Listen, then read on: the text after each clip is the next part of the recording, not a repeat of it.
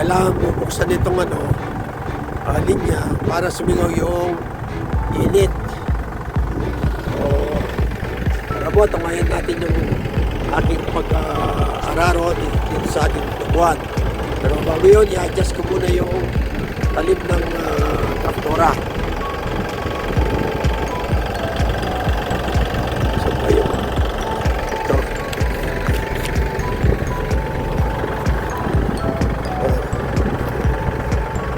Itong sentro. Para kung hindi sentro, yan natin. Pero sentro na. Na-adjust ko na lang.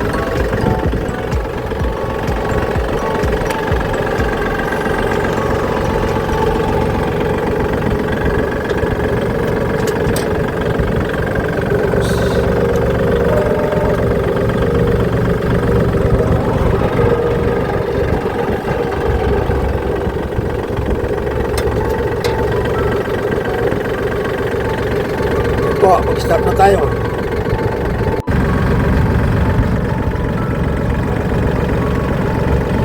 Nahihirapan akong sa itaas ng linya. Nahuhulog yung gulong ng traktora. Kasi hindi maganda yung pagkakabalsa. May patulis. Siyempre yung gulong nahuhulog. Kaya dahan-dahan lang.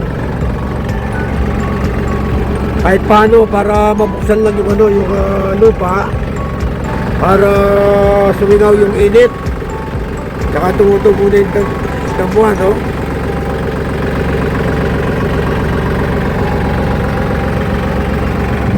Meron ng puntang kalabaw dito.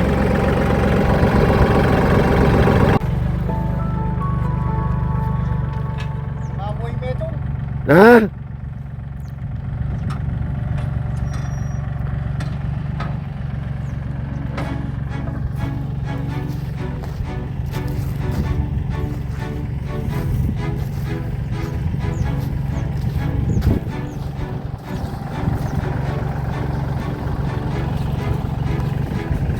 Talang kaya.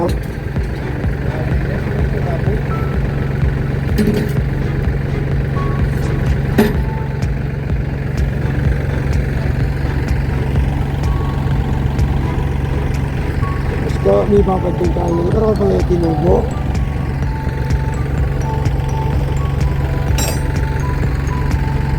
Ang cross race yung paano just ka.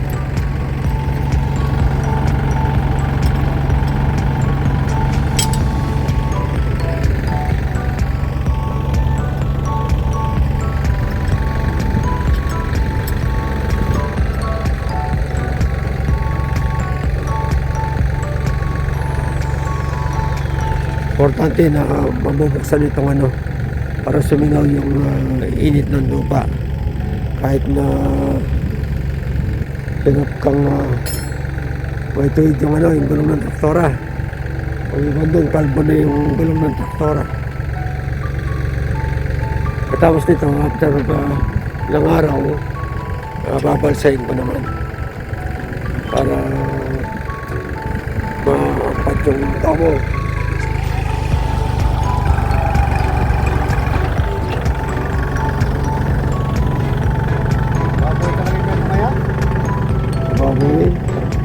Ganyan niya kaya.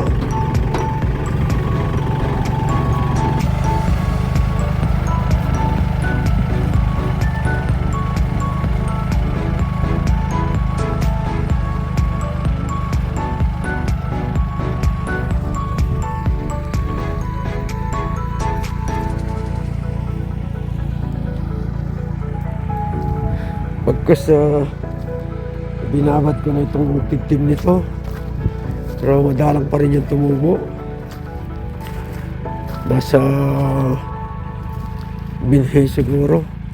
Kasi maraming mura. Taka lang malago. Itong yung pinagbilang ko ng tagtib. Pati mura nilalagay nila. Siyempre yung mga nagtatanim, wala na silang pakialam, lalo ng mga bata. bulog lang bulog, tapon lang ng tapon. Hindi na wala silang pakialam kung kahit mura pa yung ano. O dito walang tumubo.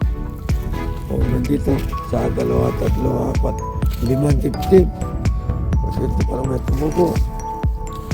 O dami nga tumubo.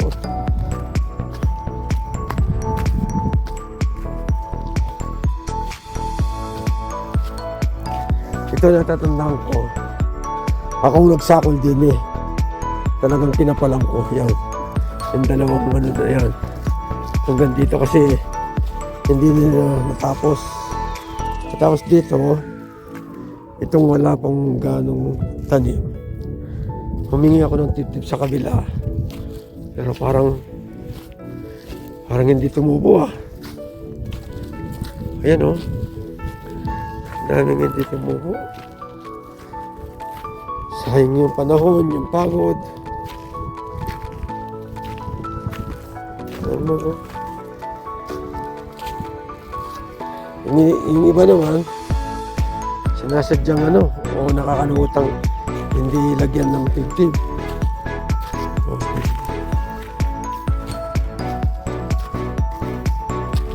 Eh, laki ng gastos ng ano. Pagtatanim ng tubo. Ito, almost 100,000 ang magagastos mo sa may 1 hektarya na ito.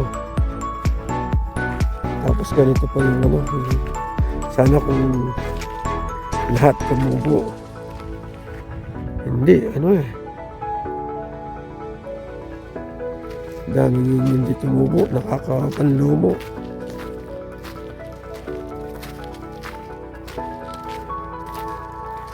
Ilang ano na lang, ilang linya na lang matatapos na to.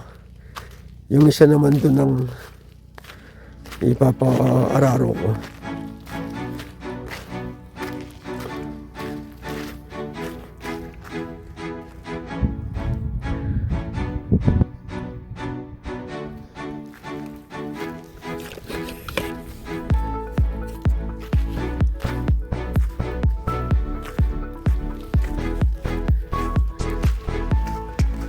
Tignan ko muna yung ano, yung pinataban ko doon, yung mga hindi tinabunan na effective. Nandito naman yung aking owner.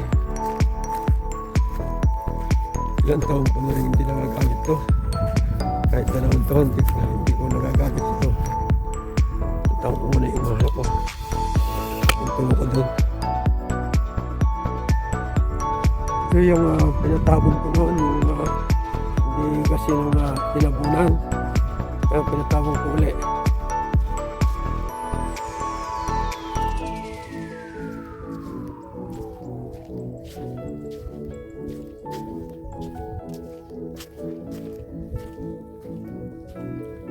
Ngayon, wala lang nakalitaw.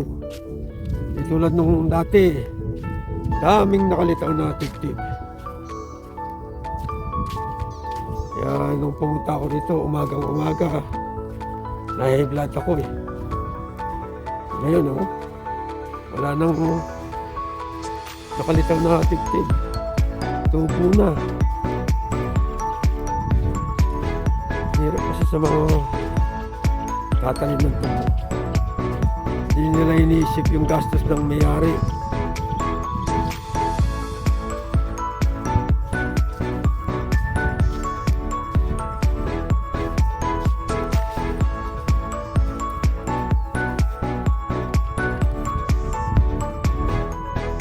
Yan, kahit paano, natabunan na.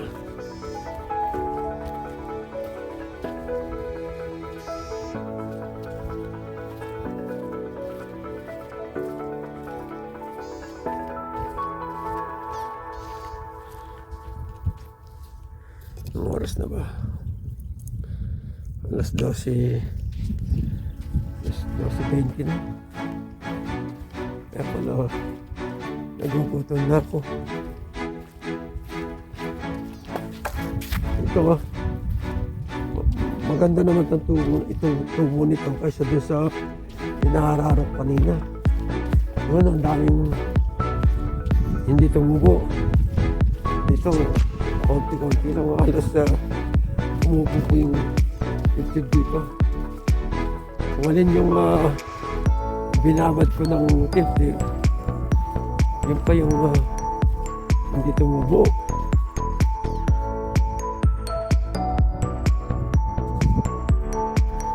Yun guys, sana kahit man lang ito kumanda yung yung tubo ng tubo dito para yung nagastos natin kahit break even lang, pwede na. Magastos mo talaga yung pagtatanim ng tubo. Napupunta muna ako sa aking kubo para munang halian. Tanghali na.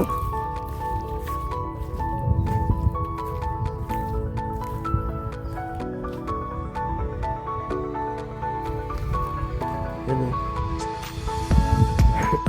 Natatawa akong naiinis kanina. Kasi yung traktora dahil yung linya hindi ganong napatag, ayaw dumiretso yung traktora, yung gulong ng traktora. Palaging nahuhulog sa may tanim na tubo. Medyo hirap ako. Iniisang ko na lang. Ayun, kinuha ng kapatid ko siyang nag-drive. Mga ilang linya na lang. Sige po, tayo ay nananghalian muna tayo. Hello, magandang hapon. Andito ako sa aking tubuan, yung una kong pinatanim noon. Ito, medyo malalaki na. Pinapaararo ko. Kasi sayang yung oras ng traktora. Para buo yung oras ng traktora, binayaran ko. Sabi ko sa kapatid ko, ano na lang ito, tira na rin ito. Ano mo po magkahoy?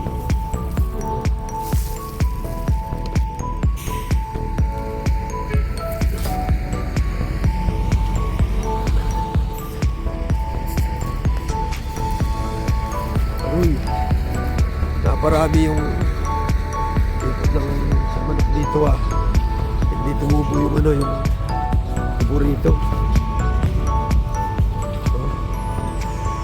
Nagkalbo.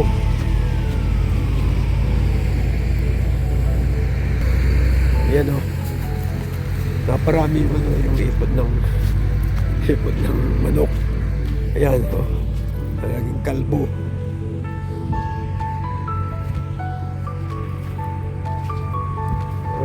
Konti lang naman. Saka basa pa yung lupa. Kaya wala pang dapat ipangamba. Hindi na matutuyuan ito kasi medyo malalaki na yung aking tubo. Kaya nagpapasalamat ako sa Panginoon at umanda yung aking tanim kong tubo, yung unang-una. Yung pangalawa, kanina yung napanood nyo kanina, kung alin po yung binabat ko yung tip-tip, pinatubigan, dinidiligan ko. Yun pa yung hindi sinong maganda ang tubo. Mas maganda pa yung panghuli, yung pang number 3 na location. Yun, hindi ko binabad yun, hindi ko diniligan yung tip-tip. Pero ang ganda ng tubo. Kaya sabi ko, sayang ka ako. Ewan ko ba kung anong nangyari doon. Yung kanina, ako yung nag-operate ng traktora. Yan. Kaso, hindi maganda yung pagkakabalsa. Masyadong matataas yung linya, yung paro. Kaya pumupunta sa baba yung yung traktora, yung gulong ng traktora. pati yung tubo nadadali. Kaya hirap na hirap ako kanina. Pero ito, maganda po yung ano. Kasi na ano nito.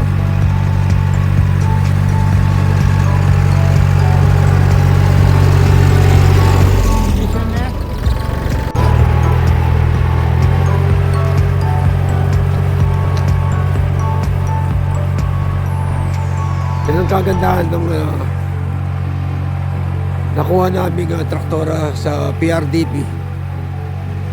Pwede mong pang araro ng tubo, pwede mong pang araro ng kamuting kahoy, pwedeng pang rotovator.